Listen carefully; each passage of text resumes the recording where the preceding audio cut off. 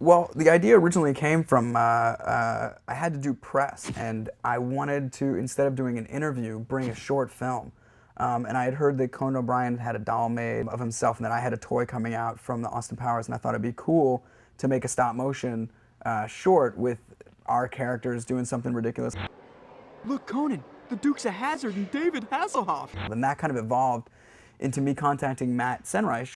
I've been working in comic books since I've been about 16 years old. Through there is where I met Seth. I read in Entertainment Weekly, of all places, that he was a big comic book fanatic, or actually toy collector. I was working at Wizard. It's a company about comic books, toys, video games. They produce magazines about that content. Called his publicist. His publicist kind of laughed and said, I'll see if he's interested. And I thought that was a write-off, but needless to say, 2 to 3 minutes later, literally, he called back and I ended up hitting it off. We struck up a friendship, and the rest is history. Sony heard that we were doing it and was talking about developing linear content for the website Screen Blast, and they offered to produce 12 shorts for us. So that's where the original show came. It was called Sweet J Presents.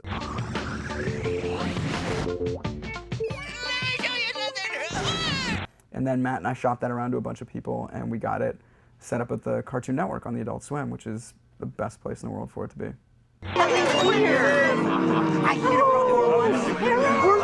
I've got a really ridiculously wide general knowledge of pop culture, and especially toys and comic-themed things from the 80s. It just absorbed all that stuff. The car slips off its block and it's going to crash out this window. It's like the Ferris Bueller thing. Yeah.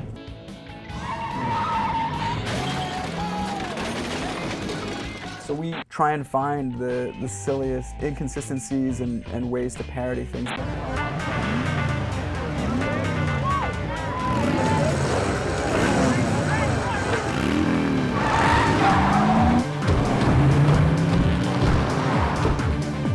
Basically taking all our heroes and, you know, making assholes out of them. Have you ever thought about doing like a porno Shaggy?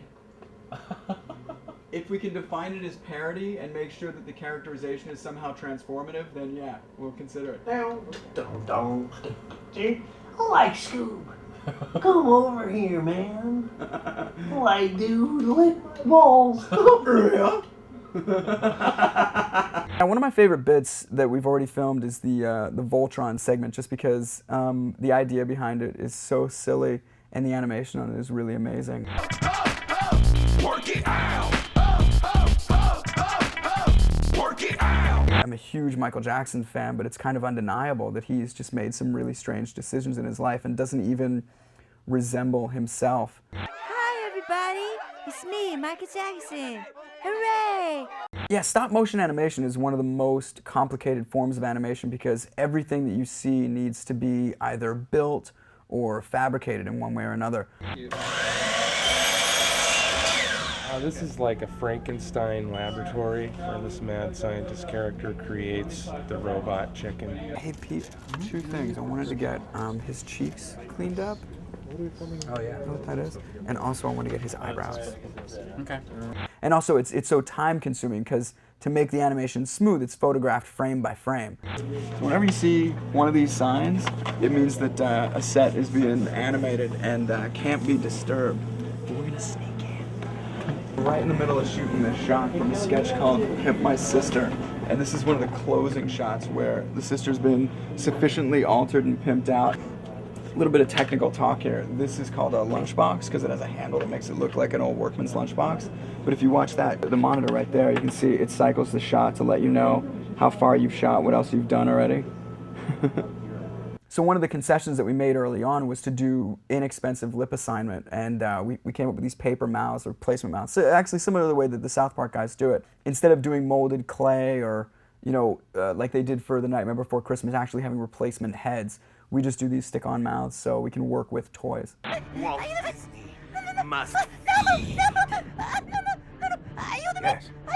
Yes. Yes. The best thing about that technique is that it gives it kind of a, you know, a garage homemade feel to it, even though it's an expensive and time-consuming production. It makes it look a little handmade, which we always like. Feels not sloppy, but a little bit like anybody could have done it.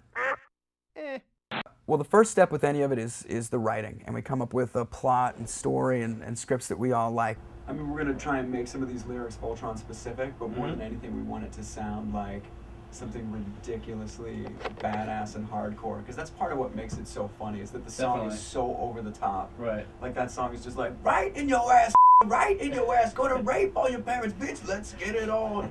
So we wrote the first 10 episodes of the show in Seth Green's living room, eating Chinese takeout and playing a lot of ping pong. The first word is robot, second word is chicken. And it's a very tasty sweet and sour like dish at a local Chinese restaurant. We picked that name because we had nothing else to go with. That's right. And that's when I suggested that we use a channel flip. Hey! That's not true. I said we should use a channel flip, and he was like, "You're stupid." Yeah, I didn't really like the channel flip format, and I still don't. They're 18 now. That's so awesome. Why's that? Because, you know, Dude, you're like 35. And then it goes through a long series of corrections and approvals. It gets submitted to our clearance lawyer and then the Cartoon Network's clearance lawyer. After it's gone through clearances, it gets storyboarded, and then we'll do the record. We'll record all the dialogue and sound effects and things like that. you can be emperor, maybe, as long as I have my mule. Sweet! And then we'll put together what's called an animatic. The animatics are basically used for a timing tool for the show. So I get the audio tracks and assemble them into a rough assembly and get a pacing of what the show is going to be. This is me, and this is Seth Green. We're married. So it'll be a still frame, a picture on screen, and you'll hear the recorded dialogue the way it's going to be. They keep cheering, they keep cheering. He finally just like looks at the audience and goes like that, and then goes back into character. But through the course of the animatic, you make a lot of time cuts, a lot of joke cuts, content cuts, things like that. And then once you know what everything is, it gets sent to the set department and the puppet department, and all this stuff starts being built. And it's a huge process. My name is Jed Hathaway. I'm the production designer on Robot Chicken. And it's my job to break down each storyboard, make sure we have the proper set and the proper scale for every single shot. Another part of production design that we handle is all the vehicles for the show. You'll see all your favorite vehicles as a child growing up, and here you have a Nazi tank for the Anne Frank episode. For our Jaws episode on the beach, Logan here is working on the final paint job for our lifeguard hut. We'll do some dressing, we'll add the surfboard, and we'll add the little cones and all that kind of stuff. Yeah, that'll be cool. It'll look nice. Excellent.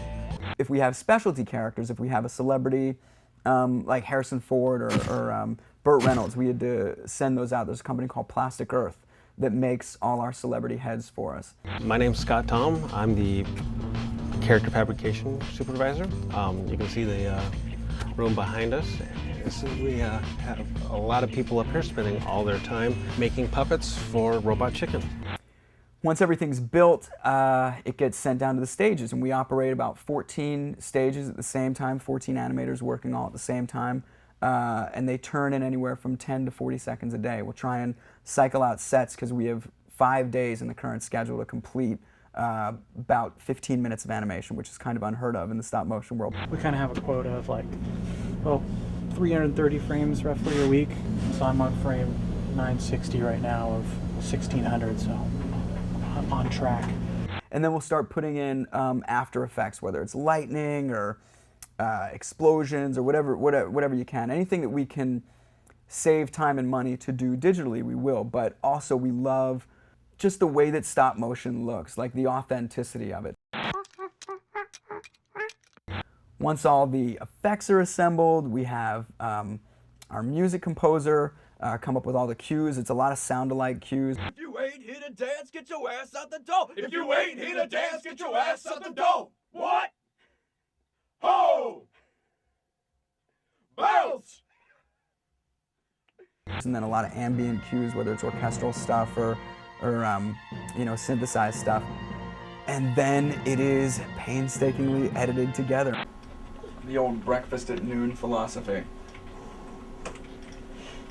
And we go through a series of edits, all different shapes and sizes. You see rough assemblies with all green screen stuff and no music, and then you see a rough cut that has temporary effects and temporary music, and then the whole thing gets put together and we'll make our time cuts. And it gets sent to Cartoon Network real early on, and they give their advice as to what they think the shape of the show is.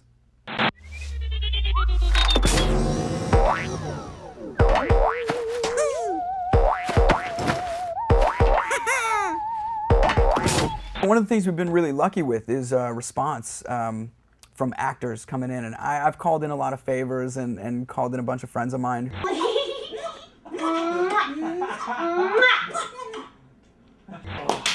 Yeah. I'm so glad this thing finally. I know. We just give them an opportunity to do something they would never do before. Theorizes how quarks interact by exchanging particles on a subatomic level.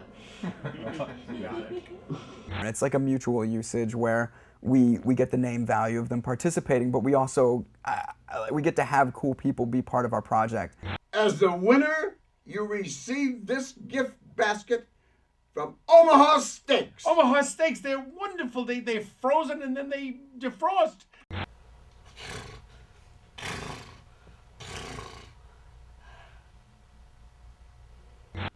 The voices, the acting on the show is what makes the animation. It's what drives it.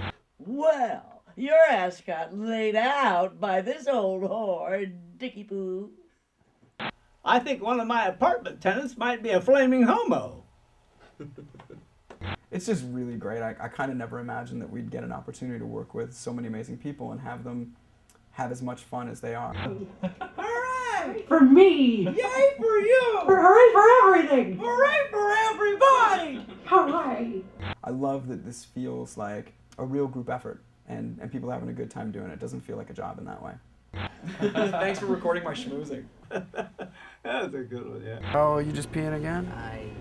You pee right in your pants. It's cool though, right? It's okay, we'll get you some adult diapers, some kind of something. I mean, you just can't keep ruining pants. Try to counsel all of our team on both the emotional problems as well as work problems. Wouldn't you say that's true, Josh?